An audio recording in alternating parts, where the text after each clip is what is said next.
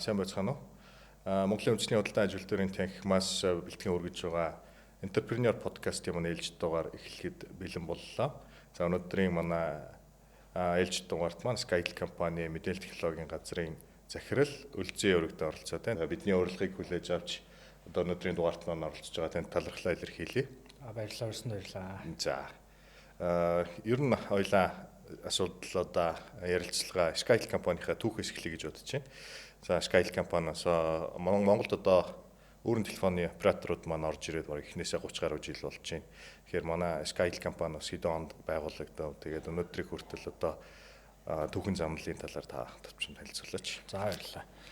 За Skytel Group маань бол 1999 онд анх байгуулагдсан. За 90-ад оны сүүлээр бол нөгөө энэ салбар маань либералчлагдаад тэгээд 95 онд харилцаа холбооны засварлахаараа байгуулагдаж, за тэгээд 96 онд бол анхны лицензээ Mobicom төгжүүлсэн. За тэгээд тэрнээс хойш 3 жилийн дараа Skytel Group маань 2 дахь лицензийг аваад ингээд 2 дахь хуугаа оператор болж мэдлжсэн. За түүнээс хойш бол одоо 27 жил болчихж. За энэ хугацаанд бол Skytel Group маань бол анх бол мобайл сүлжээгээр мобайлын үйлчлэгээ үзүүлжсэн бол за тэгээд дараа нь медиа үйлчлэгээр рүү, интернетийн үйлчлэгээр рүү, за тэгээд Go Plus гэдэг өвдөлтийн үйлчлэгээр рүү ингээд олон юм бүтээгдэхүүн үйлчлэгээр рүү одоо ороод ингээд энэ зах зээл дээр бол одоо өөрийнхөө бүтээгдэхүүнийг бол амжилттай байршуулад хэрэглэгч нарт бол үйлчлэгийг ингээд хүргэж явж байгаа. За энэ хугацаанд Skytel компанид одоо олон л одоо сорилт одоо саад бэрхшээлүүдтэй тулгарч исэн баг. Тэр энэ талаараа бас та танилцуулах нь тийм. Анх бол Skytel маань өөрөө албаныхаа үйлчлэгийг эхэлж байгаа бол байхад бол CDMA гэдэг технологиор эхэлж GSM, CDM гээ хоёр. Одоо тухайд бол GSM, CDMA гэж хоёр тустай байсан. За Mobicom бол GSM-ээр явж ирсэн. За Skytel бол CDMA гэдэг. CDMA технологи бол тухайд бол маш тийм дэвшилтэй технологи байсан. Одоо Америкчуудын хөгжүүлсэн технологи. GSM нь бол илүү Европ төр суурилсан тийм технологи байсан. За тэгээ хөгжлийн явцад бол нөгөө CDMA маань бол хэрэглэгчнэрийн хувьд бол GSM руу илүү нөгөө шилжих хандлага байсан. Тэгэхээр манай Skytel-ийн хувьд ч гэсэн CDMA технологиос GSM технологи руу 3GPP стандарт руу шилжих шаардлага гарсан. Тэгэхээр ингээд 3G, 4G технологиос эхлүүлээд бид нар бол яг энэ шилжилтийг хийхэд бол хэрэглэгч нар яг хуучнараа Skytel-ийн нөгөө CDMA оператор гэж одоо боддог. Тэр бодол нь бол ерөөсөө арилжихгүй байсан. Skytel-т ч одоо энэ мобигийн утас таард юм уу? Энэ чинь одоо багийн асуулт баг саяхны хүртэл асуудаг байсан. Тэгэхээр энэ шилжилтд бол бидний хувьд бол хамгийн анх одоо тохиолдчихсан хүндрэлтэй тийм сорилтууд энэ байсан. Одоо бол бүгд бол мэддэг болсон. Skytel, Mobicom, Unitel бүгдээрээ л адилхан 3GPP стандартын WCDMA LTE дээр суурилсан утаснуудыг бол хэрэгжиж болно гэдэг бол ойлгохтой болсон. Одоо түүхийг эргээд санахаар л бидэд чинь дугаараа уцаа худалдаж авчаал дугаараа очиж уцтайгаа барьж очиод уншуулж байгаа дугаараа суулгуулдаг. За дээрээс нь Skytel миний санаж байгаагаар бол нэг цагаан утас гэж нэг хэсэг Skytel-ийн утаснууд байлаа шүү дээ тий. Тэгээд нөгөө Skytel-ийн утас гэхээр нэг солонгосуудын оруулж идэг дэлгэдэг утаснууд тэр гэж ойлгодог байсан тий. Одоо бол бид бүгдээрээ л адилхан Apple, Samsung хэрэглээл явж байгаа тий. Huawei хэрэглээл явж байгаа. Одоогийн Skytel компани философи одоо алсын хараа үнэт зүйлийг өрөндөө та юу гэж харж байна? Дижитал дэвшилд манлайлагч байна гэж тодорхойлсон. За эрхэм зорилгынхаа хувьд бол бид нар ирээдүйн хөнгөлнө гэж тодорхойлоод ингээд ажилтнуудтай ингээд хэрэглэгчтэй мэдээлэл өгөөд ингээд явдаг. Үнэт зүйлийн хувьд бол бид нар ирэмгийн хариуцлагатай, тэгээ хурдтай, хамттай гэсэн юм үнэт зүйлүүдтэй. За философийн хувьд бол бид нар хэрэглэгчтэй үн цэн бүтээх, үн цэн өгөх гэдэг ийм байдлаар ажилладаг. Бид нар ямар ч бизнесийн зарчим дээр өгжиж авдаг. Тэгэхээр харилцсан ийм харилцаа байж бизнес мань амжилттай явдаг учраас бид нар бол үн цэн өгөх гэдэг дээр илүү анхаарч энэ философийг баримлж ажилладаг. Өнөөдөр ингээд хараад байхад технологийн салбар бол асар хурдтай одоо хөгжиж байна. Гар утасны хөгжилд аялангуяа бол бас асар өндөр хурдтай л яваад байна л та. Тэгэл саяхан л одоо Apple-ийн бүрэн тоочтой ч гэх юм уу те утас гарч ирсэн бол одоо 16 17 гэдэг ингээд гүйцэхэд ер нь хэцүү л байгаа. Тэгээ 5G сүлжээ нэвтрүүлж байна. Skytel компанийн хувьд бол 5G сүлжээг бас Монгол орнд даяар нэвтрүүлээд ингээд явж байгаа. Тэгээ мэдээллийн технологийн салбарт Skytel компани маань түүч хэлээд за 2025 оны хувьд бол та бүхэн одоо одод ажилтны техник зохион байгуулалт энтерпренеурын арга хэмжээнд оролцоод мэдээллийн технологийн салбарын одоо шилдэг аж ахуйн нэгж энтерпренеураар шалгарсан. Тэгэхээр энэ 25 онд одоо 24 25 онод та бүхэн одоо ямар шүү одоо бүтээн байгуулалт хийж, ямар хөрөнгө оруулалтуудыг хийж, ямар одоо технологийн шийдлүүдийг нэвтрүүлээд байгаа. За 20 хамгийн сүүлийн үед нэвтрүүлсэн хамгийн томоохон төслүүдээс дурдах юм бол 23 онд бид нар биелэнгийнхаа системийг дараа үеийн биелэнг систем болгоё. Үүлэн технологиудаар суурилсан дижитал ийм нэгдмэл конвержент биелэнг систем нэвтрүүлэх гэдэг төслийг эхлүүлжсэн. За тэгээ энэ төсөл маань бол 20 сарын хугацаатай хэрэгжээд 24 оны сүүлээр хэрэгжиж дууссан. За 25 онд бол чиглүүлэлтийн ажлууд нь хийгдээд ингээд үндсэндээ энэ төсөл маань бол маш амжилттайгаар одоо Монголд хэрэгжиж дууссан. За тэгээд энэ биелэнг систем нь ямар очиртай биелэнг систем байгаа вэ гэхээр Хятадын одоо алдарт Alibaba гэдэг одоо дэлхийн конгломерат компани гэдэг. Тэгэхээр эдний охин компани болох Well Cloud компани одоо хамгийн сүүлийн дэвшилтэд тийм дижитал биелэнг системийг нэвтрүүлсэн. За тэгээ юугаар онцлог байгаа гэхээр хамгийн сүүлийн технологи. Тэгээ дээр нь үүлэн суурьтай гэхээр энэ софтвер програм хааж маань бол архитектурын хувьд бол маш найдвартай, наривчлал өндөртэй ийм биелэнг систем болсон. За тэгээд хэрэглэгчид одоо өгөөж бенефит нь юу байх вэ гэхээр манай одоо Skytel, Skymedia, за Google Plus гэдэг энэ олон хүрээлэн байгаа VIP гэдэг. Тэгээ энэ бүх хүрээлэнүүдийг бол нэг биелэнг систем дээр нэгтгэж чадсан байна. Тэгэхээр хэрэглэгчид бол одоо цаашдаа бол үйлчлэгээ бүтээгдэхүүнээ авахад тий наандчил одоо төлбөр төлөгчсөн маш хэлбэр болох ийм байдал иймэрхүү давуу талууд үүсгэж байна. Бусад үйлчлэгээнүүдийн хувьд бусад одоо энэ биелэнг системүүдийн хувьд бол дандан нэг асуудлуудыг шийдэж яваад байгаа. Одоо traditional уламжлалт системүүд бол одоо мобайлын биелэнг систем гэж зөвхөн мобайлын биелэнг за Go Plus гэдэг юм уу тэр нь бол дахиад тусдаа биелэнг систем гэдэг олон ийм биелэнг системүүд тусдаа ажилладаг. Тэгэхээр энэ биелэнг системийн давуу тал нь бол ингээд бүгднийг нь нийлүүлээд хийчихсэн. За тэгээ үүн дээр ганц зөвхөн энэ бизнесийн төвийн гэлтгүй өөр бусад одоо байгууллагын биелэнг систем биш ингээд биелэнг асет сервис байдлаар хийх боломжтой. Холбоод явчих гэсэн үг шүү дээ, тийм. Энд жишээлбэл финтек технологи руу финтек гэж болно. Захин бодлооны платформуд руу ашиглаад ингээд бүгднийг хооронд нь холбоод илүү хэрэглэгчтэй дамар хялбар үйлчилгээ ойртож байна л гэсэн үг, тийм. Ер нь одоо технологийн одоо дэвшил шийдэл ярьж байна. Одоо хэрэглэгчд бол одоо илүү ихийг л хүсэж шаардаад идэг болчихлоо. Тэгэхээр одоо ер нь хэрэглэгчдийн одоо чиг хандлага ямар байгаа. Тэгээ хэрэглэгчдийн өсөл сонирхол юу байна. Тэрэнд нь тааруулаад манай Skytel компаниуд бас ямар одоо цаашдын хөгжүүлэлтүүд болон үйлчилгээ бүтээгдэхүүнүүдийг бас гаргах гэж байна. Хэрэглэгчийн зан төлөв бол үргэлж өөрчлөгдөж идэг, үргэлж илүү ихийг хүсэж байдаг. Тэгэхээр энэ илүү их хүсэж байгаа энэ эрэлт хэрэгцээг хангаж ажиллах нь бол бидний хувьд бас гол ажил гэдэг. Тэгээд сүүлийн үед бол дата хэрэглэл бол асар их нэмэгдсэн. Одоо судалгаагаар бол 2020 оноос 25 оны хооронд Азийн улсуудад дата хэрэглэл 3 дахин их нэмэгдсэн байна. Тэгэхээр энэ дата хэрэглээний өсөлтийг хангах нь бол бидний хувьд бол одоо нэн тэргүүний ажил байгаа. Одоо бид нар 2025 оны 5 сард 5G сүлжээгээ орондоо ярнэсэн. За энэ жил бол одоо ингээд хамх үүргээ улам илүү сайжруулад явж байна. За тэгээд 5G дээрээ суурилсан хэрэгчид одоо таатай нөхцөлтэй тийм бүтээгдэхүүн урамшууллуудаа бол бид нар одоо ингээд төлөвлөлөөд ингээд хөгжүүлээд явж байгаа. Өнөөдрийн байдлаар одоо Монгол улсын бүх суурин газруудад бол энэ өөр операторуудын сүлжээ бол нэвтэрч гисэн байгаа. Одоо Skytel компанийн хувьд бол одоо Монгол улсыг бүрэн хамарч чадж гин үү? Өнөөдрийн байдлаар одоо сүлжээний тархач маань хэр байна? Skytel Group-ийн үед Монгол улсын 21 аймаг, за 300 сум суурин газруудад бол сүлжээгээ хүргэчихсэн. За 3G системүүдийн хувьд бол дийлэнх газрууд дээр орчихсон. За 4G-с ялгаагүй. 5G бол одоо яг өнгөрсөн жилээс эхлэж явж байгаа учраас бас яг 3G 4G шиг бол хангалттай хэмжээнд биш байгаа. Гэхдээ бид нар бол ингээд 25, 26 он, 27 онд ингээд нэлээд томоохон хөрөнгө оруулалтыг бол 5G дээр хийхээр төлөвлөлөөд ингээд тэрний дагуу техник ажлуудаа хийгээд явж байгаа. Одоо ер нь өөрийн операторуудын компаниуд за Mobicom, Skytel, Ondo, G-Mobile гэх оператор байгаад Монгол улсын одоо хэрэгцээг бүрэн хангаж чадж гин үү? Эсвэл бол илүүдэл байна уу? Эсвэл бол яг энэ одоо нөөц болцоогоор яваад хахад болж гин гэж харж гин үү? 3.5 сая одоо хүн амтай. Тийм Монгол улсын хувьд бол одоо нэг интернет хэрэглээч гэдэг юм уу? Одоо энэ гар утасны хэрэглээг ингээд харах юм бол ер нь дэлхийд нэлийн одоо өндөр дээгүүр байр эзэлт юм л шүү дээ, тий. Хүн амаасаа бараг давсан шихүү 1 2 3 гар утастай ч байсан. Бүгд одоо интернет бол бүтсэн юм байгаад идэв. Тэгэхээр ер нь бол манай интернетийн хэрэглээ за тэгээд энэ гар утасны хэрэглээ бол бас нэлийн өндөр юм шиг санагдаад байдаг шүү Тийм тийм. Яг энэ хүн амынхаа тоотой харьцуулахад операторуудын тоо бол бас зарим талаар бол олон илүү олон байгаа харагддаг. Гэхдээ энэ дундаас бол хэрлэж хажих байдал байгаа. Одоо жишээлбэл олон операторын гэдэг бол мэдээж өрсөлдөөн гарна. Тэгээ бизнес өрсөлдөөнд бол мэдээж хэн сайн чанартай өрсөлдөө үзүүлж чинь тэр операторууд нь бол цаашаа улам сайн хөгжиж явдаг. Тэгэхээр энэ бол миний хувьд бол бизнесийн л одоо байх ёстой үзэгдлүүдийн нэг болов гэж бодож байна.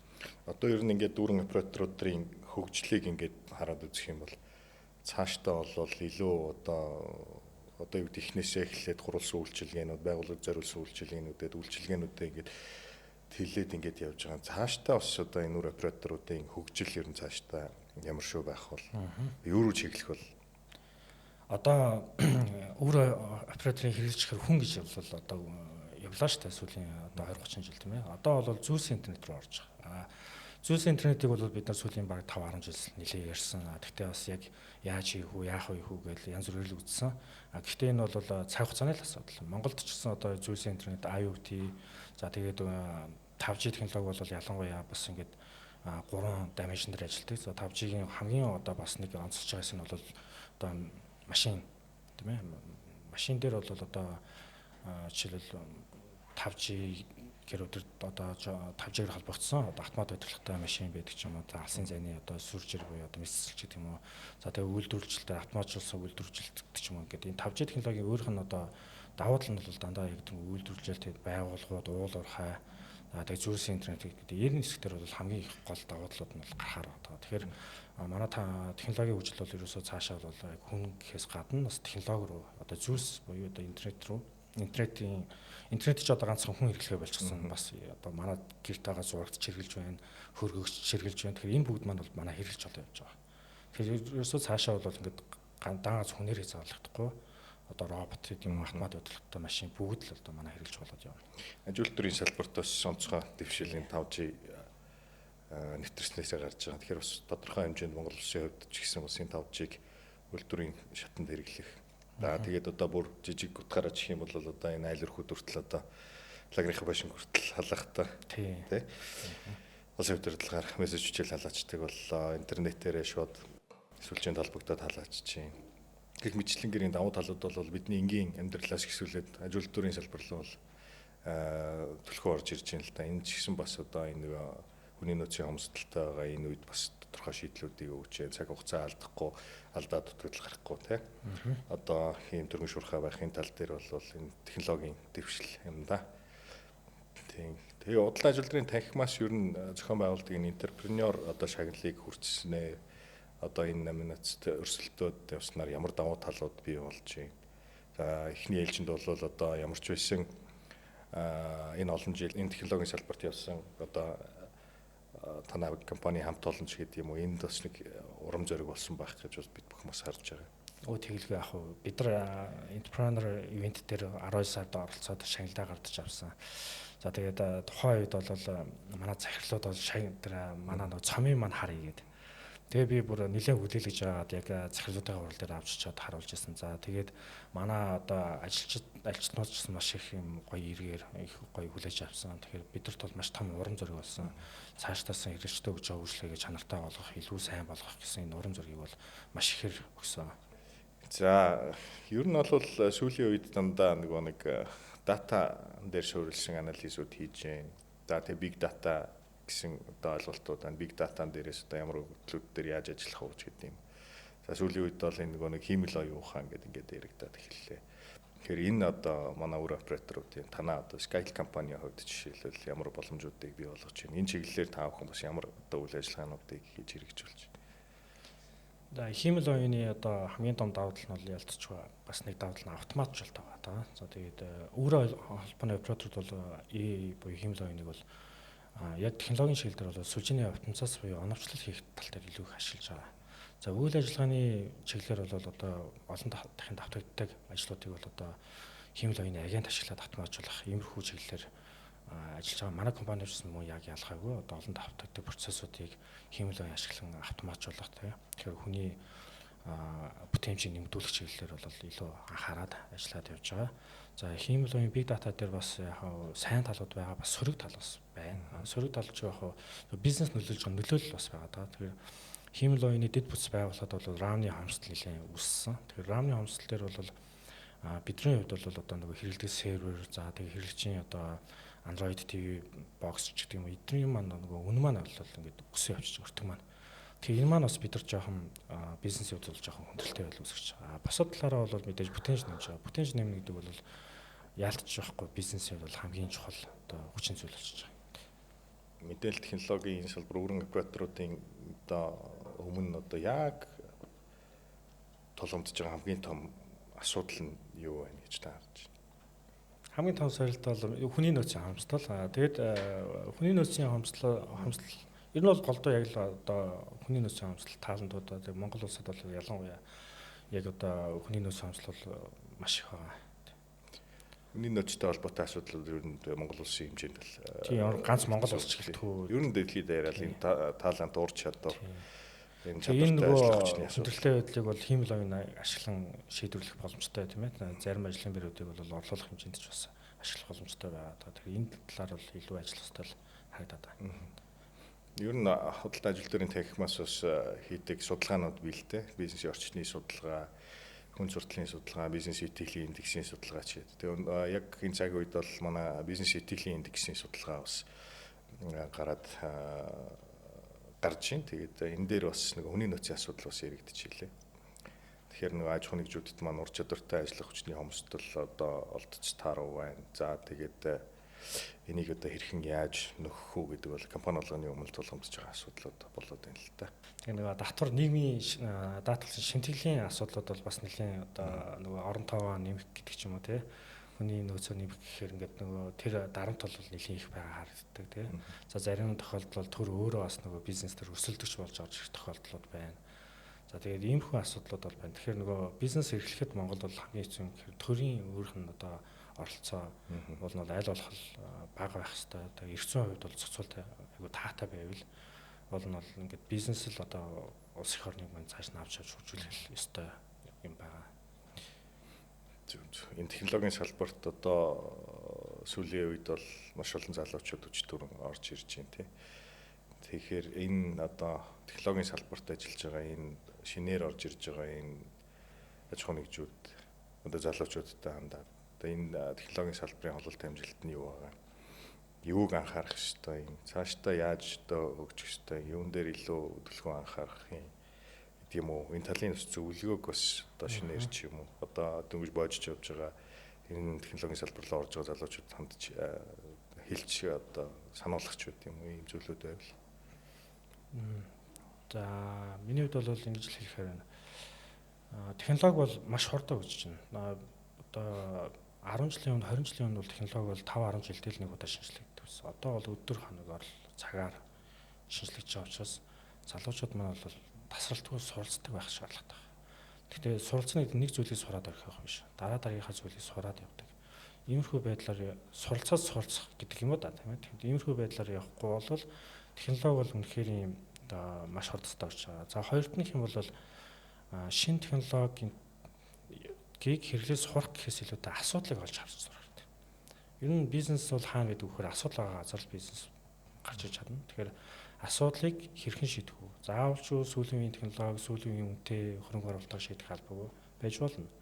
Хямдхан эсвэл open source гэдэг юм ингээд янз бүрийн арга хэлбэрээр асуудлыг шийдэх арга замыг хайж ажиллаж чаддаг байвал миний хувьд бол хамгийн бас тажиг байх гэж байна. Өнөөдөр Skype компани ер нь хэдэн ажилтан ажиллаж байгаа вэ? Эзэн 550 ажилтан байгаа. За тэгээд бид call center гэдэг ингээ явах нь бол 800 болчтой. Тэгээд нөгөө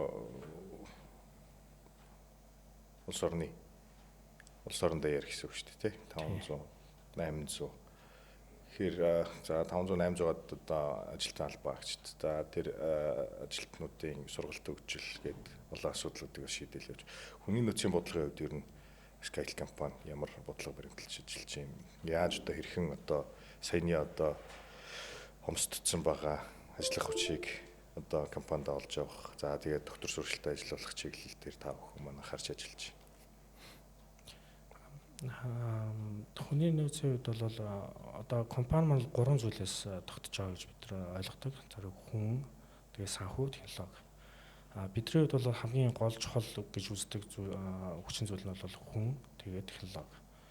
Тэгээ хүн дээр бол бид нар сүүлийн хэдэн жил бол одоо хамгийн дор ажил одоо цалин хөлсийг нь одоо өрсөлдөхөөс байлгах, тийм ээ. Тэгээд уян хатан цагаар ажиллах. Энэ одоо аль болох таатай бүтээмж хамгийн өндөр ажиллахад нөхцөл байдал боломжийг бүрдүүлэх гэж зорж ажилладаг.